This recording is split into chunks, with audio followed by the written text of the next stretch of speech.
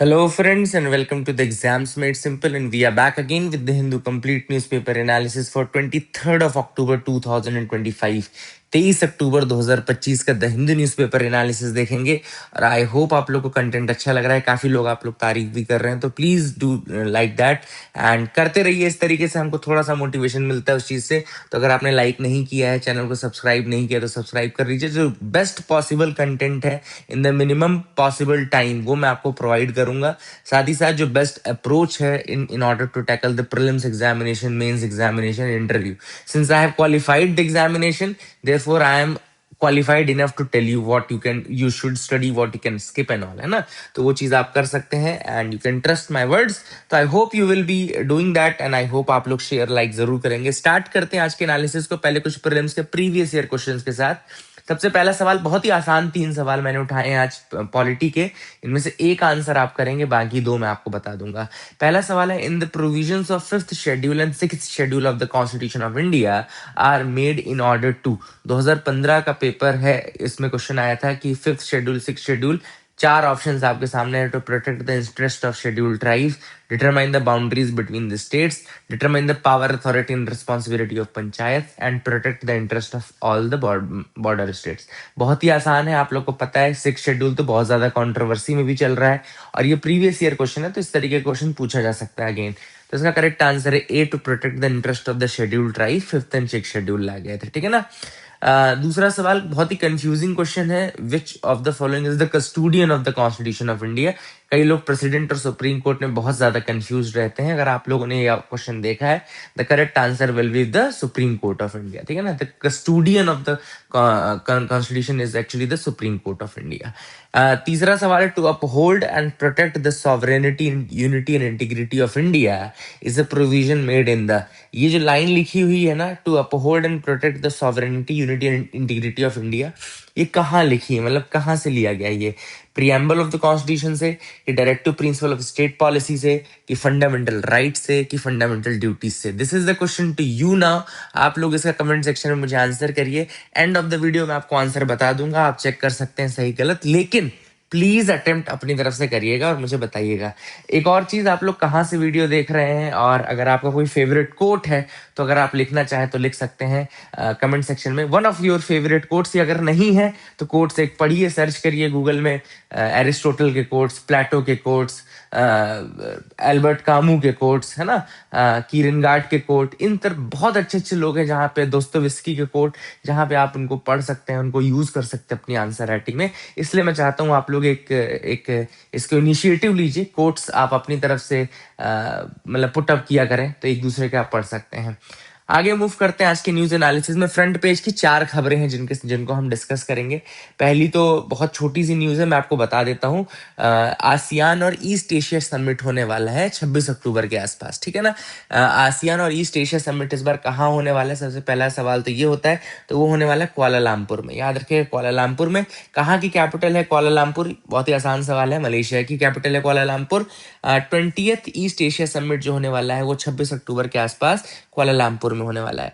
एक इंपॉर्टेंट सवाल आता है कि ये ईएएस क्या है? ईस्ट एशिया समिट एक्चुअली में आसियान का एक्सटेंडेड ग्रुप है, यानी कि इसमें आसियान के मेंबर्स तो हैं ही, साथ ही साथ अलग अलग कुछ और मेंबर्स हैं। तो याद रखिएगा, ईएएस में 18 मेंबर कंट्रीज हैं। ईएएस की 18 मेंबर कंट्रीज हैं। 18 members are there in EAS, और जिसमें से 10 तो आसियान के मेंबर्स हैं और 8 फिर दूसरे मेंबर्स हैं ना। इस तरीके से याद रखिएगा। आई थिंक कल परसों 2-3 दिन 4 दिन पहले शायद मेरे स्लिप ऑफ टंग में मैंने 16 बोल दिया था, बट 18 कंट्रीज याद रखिएगा।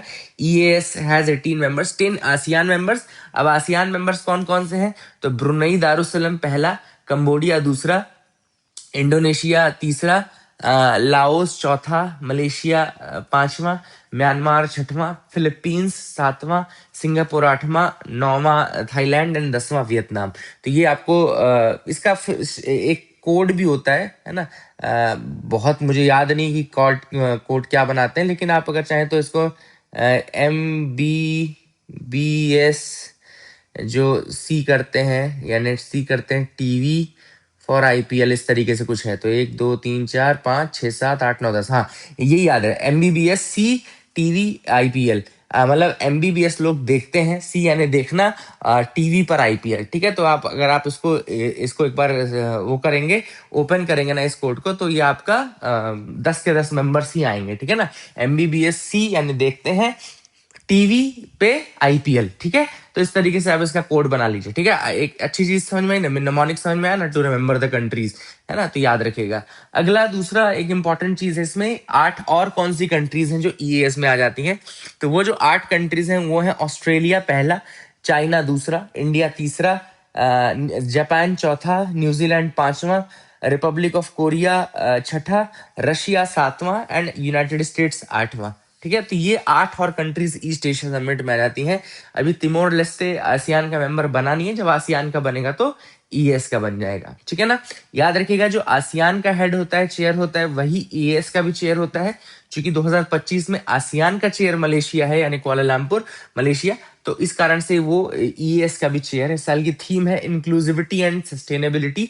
याद रखिएगा, theme of this year is inclusivity and sustainability. And 2026 में जो चेयर रहेगा वो फिलीपींस रहेगा, और 2027 में जो चेयर रहेगा वो सिंगापुर रहेगा। तो रिमेंबर दैट, 2026 का चेयर फिलीपींस है, 2027 का चेयर सिंगापुर है, ठीक है। याद रखना, this is something which is important. EAS लगभग 53% ऑफ वर्ल्ड पॉपुलेशन रिप्रेजेंट करता है and accounts for nearly 60% of the global GDP. तो काफी बड़ा ग्रुपिंग है, इंपॉर्टेंट है, याद रखना है। सेकेंड न्यूज में आते हैं, लद्दाख टॉक्स। अब यहाँ पे लद्दाख में आप सबको पता है कि क्या डिमांड चल रही थी। लद्दाख की डिमांड चल रही थी कि उनको इंक्लूड करना है, इंक्लूजन होना चाहिए 6th शेड्यूल के अंतर्गत, ठीक है ना। जहाँ पे असम, मेघालय, मिजोरम एंड त्रिपुरा 4 स्टेट्स आते हैं 6th शेड्यूल के अंतर्गत। जो स्पेशल ट्राइबल प्रोटेक्शन है वो 6th शेड्यूल को प्रोवाइडेड है। Assam, Meghalaya, Mizoram and Tripura, these are the 4 states which are under the 6th schedule, है ना। और उसके इनके स्पेशल प्रोविजंस है, आपको पता है। लेकिन जो गवर्नमेंट ऑफ इंडिया अभी होम मिनिस्ट्री ने बातचीत की, उनके ऑफिशियल्स ने लद्दाख के जो रिप्रेजेंटेटिव ग्रुप्स हैं उनसे, तो उनको ये कहा कि हम आपको 6th शेड्यूल तो नहीं, लेकिन आर्टिकल 371 के अंतर्गत जो प्रोटेक्शन है वो प्रोवाइड कर सकते हैं। तो हालांकि उन्होंने मना कर दिया है दोनों ग्रुप्स ने कि नहीं 6th शेड्यूल चाहिए। लेकिन अब आर्टिकल 371 चूंकि न्यूज में है, तो क्या है वो हम देखना पड़ेगा।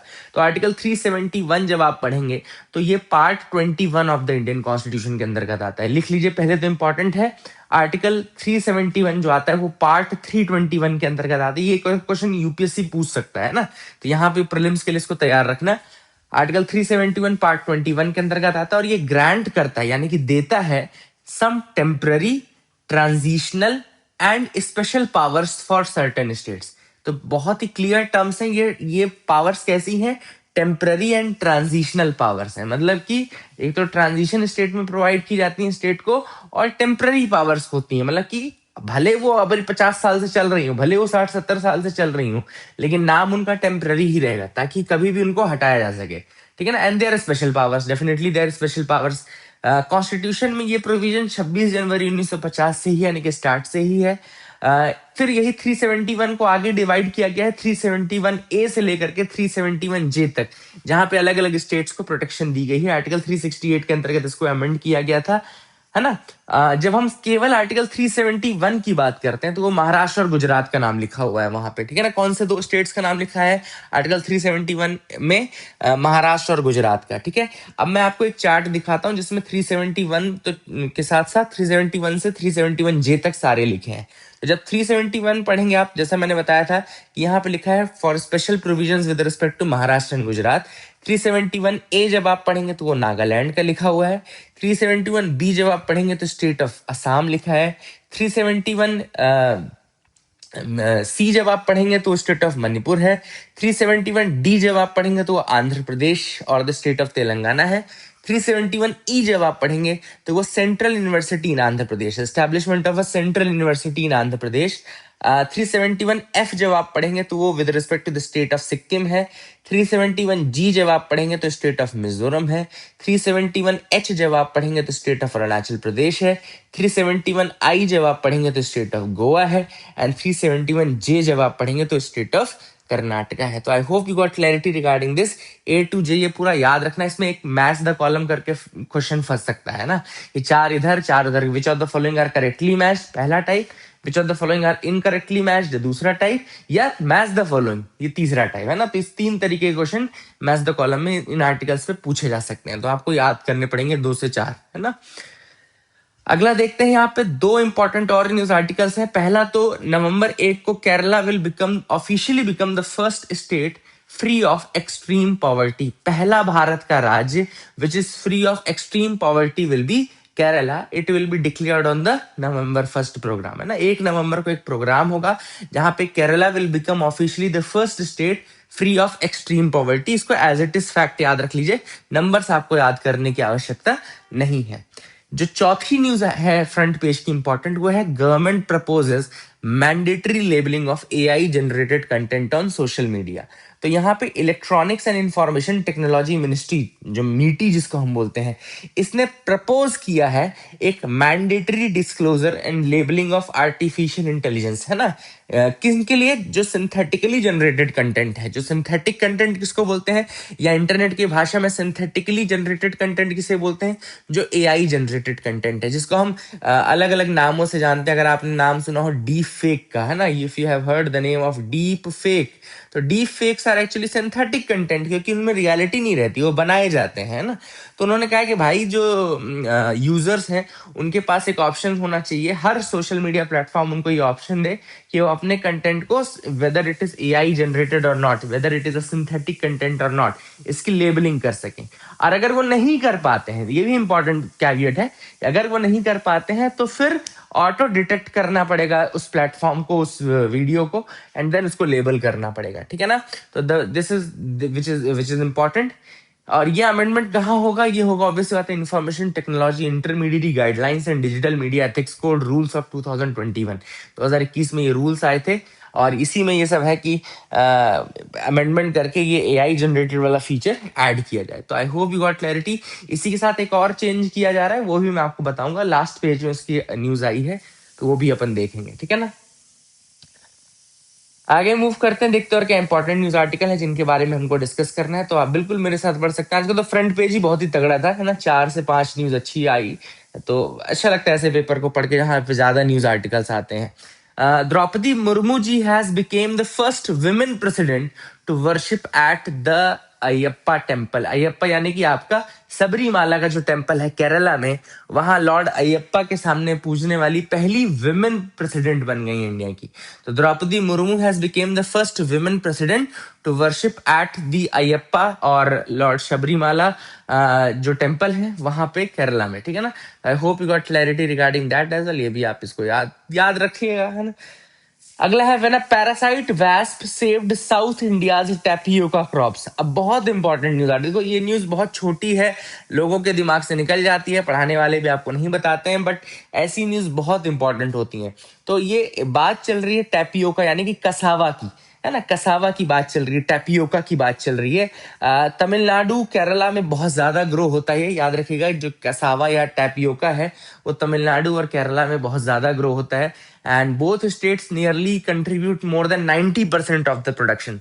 अब दिक्कत क्या था कि इसके ऊपर एक पेस्ट का अटैक हो रहा था जिसको हम बोलते हैं mealy bug. Let me write down the name as well. इसका नाम मैं आपको लिख देता हूँ, है ना। इसको बोलते हैं mealy bug. Okay, you remember this name. तो this is mealy bug, and this was hampering और डिस्ट्रॉइंग दिस टैपियोका और कसावा, है ना। तो नाउ उसमें हुआ क्या, साइंटिस्टों ने डिस्कवर किया कि एक वैस्प है, एक पैरासिटिक वैस्प है जिसका नाम है Anagyrus lopezi. See the name written here, it is written here as Anagyrus lopezi. और ये स्पेसिफिकली टारगेट करता है कसावा मीलीबग को, है ना। It targets the cassava mealybug. ये वैस्प करता क्या है, it lays its egg inside this pest. वो अपने अंडे जो है, वो एग जो है अपने, वो इस मीलीबग के अंदर छोड़ देता है। फिर वो उसका जब लार्वा ग्रो करता है ना, तो वो इसी मीलीबग को ही पूरा खाता है, कंज्यूम कर लेता है from within. And this is how it saves the tapioca और कसावा प्लांट, है ना। तो this is something which is important. I hope you will remember this. और मीलीबग एंड एनागिरस लोपेजी, है ना। The wasps, the parasitic wasps Anagyrus lopezi. तो काफी important ये न्यूज आर्टिकल है। I hope you got clarity. Editorials में देखो, आज सही बताऊं तो कोई एडिटोरियल ऐसा नहीं था जो बहुत अच्छा हो। केवल एक article, the tell winds from lower global oil prices, मतलब कि ऑयल प्राइसेस जो घट रही हैं उनका क्या इम्पैक्ट पड़ेगा, स्पेशली इम्पैक्ट ऑन इंडिया, उसके ऊपर बात चल रही है, ठीक है ना। तो let me tell you the impacts. इस आर्टिकल का जो इम्पैक्ट बताया गया है कि वह जो प्राइसेस घट रहे हैं उसका क्या इम्पैक्ट पड़ेगा। देखो, सबसे पहला इम्पैक्ट तो ये पड़ेगा कि इंडिया जो है वो थर्ड लार्जेस्ट ऑयल इंपोर्टर है। ऑब्वियस सी बात है, जब हम ऑयल इंपोर्टर इतने बड़े हैं तो प्राइसेस घटने का सबसे बड़ा इम्पैक्ट तो ये पड़ेगा कि हमारे जो ऑयल इंपोर्ट का बिल है वो घटेगा, है ना, दैट विल डिक्रीज। तो हमारा ऑब्वियस बात है करंट अकाउंट डेफिसिट भी घटेगा। अगर हम परचेस करने वाली चीजें घट रही हैं तो करंट अकाउंट डेफिसिट हमारा घटेगा। दूसरा, हमें फायदा होगा कि इन्फ्लेशन घटेगा, सब्सिडी हमको कम देनी पड़ेगी, फिजिकल बैलेंस हमारा इंप्रूव होगा, हायर गवर्नमेंट कैपिटल स्पेंडिंग हम कर सकते हैं। जब गवर्नमेंट का पैसा बचेगा इधर इधर साइड का, तो हम गवर्नमेंट की स्पेंडिंग बढ़ा सकते हैं दूसरे फील्ड्स पे, ठीक है ना। इसके अलावा हमारा जो डिपेंडेंस है एक किसी पर्टिकुलर कंट्री पे वो भी घट जाएगा, क्योंकि ऑब्वियस सी बात है प्राइसेस घट रहे हैं तो हमारे पास ज्यादा जगहों से लेने के ऑप्शंस रहेंगे, ठीक है। अब लेकिन रिस्क भी अटैच है इसके साथ, ऐसा नहीं कि सिर्फ सब अच्छा ही अच्छा होगा। रिस्क क्या होगा कि जो हमारा रेमिटेंस है, यानी कि जो इन फॉरेन कंट्री से, स्पेशली जो मिडिल ईस्ट कंट्रीज, दुबई हो गई, आपका कतर हो गया, यूएई हो गया, इन कंट्रीज से जो आने वाला हमारा रेमिटेंस है वो हमारा डिक्रीज हो जाएगा, क्योंकि जब वहां की इनकम घटेगी, वहां पे ऑयल प्राइसेस जब घटते हैं तो रेमिटेंस कम हो जाते हैं, ठीक है। तो that is the thing which is there. इसके अलावा जो हमारा वेस्ट एशियन इकोनॉमीज है उनमें स्लो डाउन देखने को आ सकता है, तो हमारे जो इन्वेस्टमेंट्स है, हमारे जो रिलेशंस है वेस्ट एशियन इकोनॉमीज में, वो इकोनॉमिक रिलेशंस थोड़ा हैम्पर हो सकते हैं, ठीक है ना। इसके अलावा ऑयल प्राइसेस जो है हमको शॉर्ट टर्म रिलीफ भी देते हैं, ऑब्वियस सी बात है, बट चूंकि साइक्लिकल नेचर है ऑयल प्राइसेस का, साइक्लिकल नेचर मतलब कभी घटेगा कभी बढ़ेगा, तो ये बहुत शॉर्ट टर्म रहता है और अचानक से ही प्राइसेस बढ़ जाते हैं। कई बार ओपेक नेशंस के अंदर इंटरनल राइवलरी आ जाती है, ओपेक प्लस नेशंस के अंदर राइवलरी आ जाती है, तो ये प्राइसेस बढ़ जाते हैं। तो all this things are there. I hope you got clarity regarding this, आपको समझ में आ गया होगा। अगला है the challenges posed by the TTP on to Pakistan, यानी कि तहरीके तालिबान पाकिस्तान की बात चल रही है। क्या है तहरीके तालिबान पाकिस्तान, पहले देख लेते हैं। It is known as Pakistani Taliban, है ना। याद रखिएगा, टीटीपी को हम क्या बोलते हैं, पाकिस्तानी तालिबान बोलते हैं। It's an umbrella organisation of various Islamist militants group. तो ये मिलिटेंट ग्रुप का एक अम्ब्रेला ऑर्गेनाइजेशन है, प्राइमरली ऑपरेट करता है पाकिस्तान की ट्राइबल एरियाज में, specially in the Khyber Pakhtunkhwa province. जो खैबर पख्तूनख्वा है पाकिस्तान का, वहां पे ऑपरेट करता है ये मेजरली। 2007 में बना था, इसका फाउंडर था बैतुल्ला महसूद, याद रखिएगा, the name of the founder is Baitullah Mehsud. Historically Pakistan के फेडरली एडमिनिस्ट्रेटेड ट्राइबल एरियाज में, यानी कि फाटा जिसको हम बोलते हैं, फेडरली एडमिनिस्ट्रेटेड ट्राइबल एरियाज, वहां पर ये था। एंड अभी ये अफगानिस्तान पाकिस्तान इनके बीच के बॉर्डर में है। इनकी जो आइडियोलॉजी है वो देवबंदी इस्लामिज्म की है, एंटी पाकिस्तान एक्सट्रीमिज्म है, and they support the Afghan Taliban version of the शरीयत लॉ, ठीक है ना। अब इसका पाकिस्तान पे बहुत ज्यादा निगेटिव इम्पैक्ट है। वही लिखा है कि पाकिस्तान का जो प्राइमरी चैलेंज है वो टीटीपी का ये है कि वो बहुत higher level of violence create करते हैं, टेररिज्म क्रिएट करते हैं in the Khyber Pakhtunkhwa province. इसके अलावा टीटीपी जो आया एग्जिस्टेंस में वो ट्राइबल रीजन्स में आया, स्पेशली दो एरिया में, द महसूद एंड द वजीर लेड, मतलब जो महसूद लीड कर रहा है, बैतुल्ला महसूद जो मैंने बोला था, नॉर्थ एंड साउथ वजीरिस्तान, है ना। एंड ये इंपॉर्टेंट आपको याद रखना है। And Pakistan has a serious problem in these tribal regions, और वहां पे सोशल एंड डेमोग्राफिक ट्रांजिशन भी देखने को मिल रहा है, क्योंकि लोग ऑब्वियसली बात है भागेंगे भाई वहां से, है ना। जहां पे इस तरह से अटैक होंगे वहां पे लोग क्यों रहेंगे। So that is something which is important. Jeevika didis will be made government staff. Tejashwi Yadav जो है प्रॉमिस कर रहे हैं कि जीविका दीदीज जो है, जीविका दीदी कौन होती हैं, तो याद रखिए, they are women member of the self help groups. जो बिहार में चलने वाले सेल्फ हेल्प ग्रुप हैं उनके जो विमेन मेंबर्स हैं, है ना, and they were founded under the project Jeevika. वहां पे एक प्रोजेक्ट था जीविका ने, हिंदी में जीविका शब्द जो होता है वो लाइवलीहुड, इंग्लिश का लाइवलीहुड होता है ना, तो लाइवलीहुड का हिंदी होता है जीविका। तो इस प्रोजेक्ट जीविका के अंतर्गत बहुत सारे ऐसे चीज, यानी कि सेल्फ हेल्प ग्रुप्स प्रमोट किए गए थे। उसमें जो विमेन मेंबर्स हैं उनको जीविका दीदी कहा जाता है, एंड ये बिहार रूरल लाइवलीहुड प्रोजेक्ट के अंतर्गत ये बनाए गए थे, ताकि इनकी लाइवलीहुड कंडीशन बढ़ सके, उनकी इनकम बढ़ सके, सोशल एम्पावरमेंट हो सके विमेन का, उनको क्रेडिट फैसिलिटी प्रोवाइड की गई। तो अब ये कह रहे हैं तेजस्वी यादव जी कि जीविका दीदी जो है, लगभग 1.4 करोड़ जीविका दीदी है वहां पे, they will be made government employ and they would be granted salary of 30,000 per month. तो ये काफी बड़ा एक कहना चाहिए वादा है जो कर रहे हैं लेट्स सी कैसे पूरा करेंगे, but something which is important.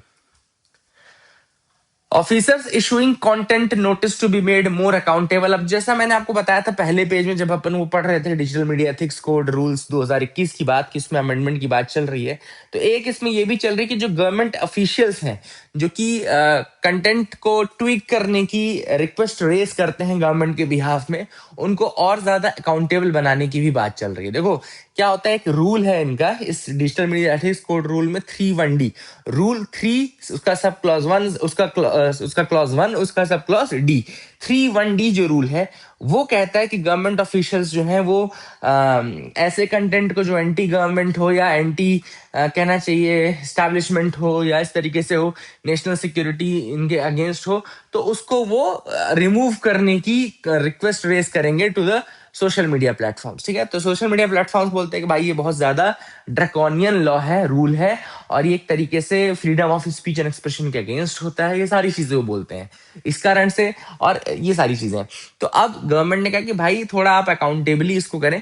पहला तो ऑफिसर लेवल पे, जैसे कि अगर गवर्नमेंट लेवल से आ रही है रिक्वेस्ट सेंट्रल गवर्नमेंट लेवल से, तो कम से कम ज्वाइंट सेक्रेटरी लेवल से ये रिक्वेस्ट आए। दूसरा स्टेट लेवल से आ रही है तो डीआईजी यानी कि डेप्यूटी इंस्पेक्टर जनरल के लेवल से ये चीज आए स्टेट लेवल में। दूसरी चीज जो कह रहे हैं वो कि भाई आपकी जो नोटिस हैं वो बहुत क्लियर होनी चाहिए, है ना, वो बहुत ही वेग और ऐसी नहीं होनी चाहिए, तो that should be very clear. तो these are the things which have been mentioned by the author in this article, इसको याद रखिएगा। Imprisoned journalists win EU's top human rights award. अब यूरोपियन यूनियन का जो टॉप ह्यूमन राइट अवार्ड है उसको पहले तो बोलते क्या, इसको बोलते हैं सखारोव प्राइज, याद रखिएगा। द यूरोपियन यूनियंस जो ये ह्यूमन राइट्स अवार्ड है टॉप, उसको बोलते हैं सखारोव प्राइज। ये दो जर्नलिस्ट हैं, दोनों ही इम्प्रेजेंट है वर्तमान में, एक बेलारूस में और दूसरी जॉर्जिया में। तो जो बेलारूस में है उनका नाम है अंद्रेज पॉक्जोबट, याद रखिएगा अंद्रेज पॉक्जोबट। ये करस्पॉन्डेंट है पॉलिश न्यूज़पेपर गजेटा वाइबोरकाजा के, एंड ये बेलारूस की नेशनल सिक्योरिटी के अगेंस्ट लोगों ने कहा कि इन्होंने पब्लिश किया है सारी चीजें, तो उनको अरेस्ट कर लिया, 8 साल की सजा। और माजिया अमा ग्लोबली, याद रखिएगा माजिया अमा ग्लोबली, इनको भी सखारोव प्राइज मिला है, वो तो यही है, इन्होंने एक पुलिस वाले को मार दिया था झापड़। तो all this things are important, देख लीजिएगा। I hope you got clarity. That is it for the day. Keep loving us, keep sharing us. Thank you and have a nice day.